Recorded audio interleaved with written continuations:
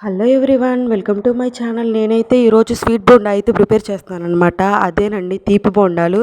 దీనికోసం ఒక గిన్నెలో కొద్దిగా గోధుమ పిండి, 3 స్పూన్ల నెయ్యి, కొద్దిగా సాల్ట్ వేసుకోవడం వల్ల టేస్ట్ బాగుంటుంది అనమాట. కొద్దిగా సోడా, ఉప్పు, యాలకుల పొడి వేసుకొని పిండిని మంచిగా కలుపుకోవాలి.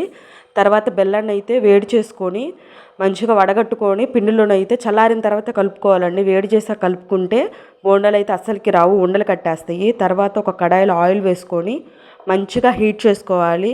ఆయిల్ హీట్ అయ్యాక స్టవ్ని లో ఫ్లేమ్లో ఉంచుకొని మంచిగా బోండాలు ఇట్లా వేసుకోవాలన్నమాట.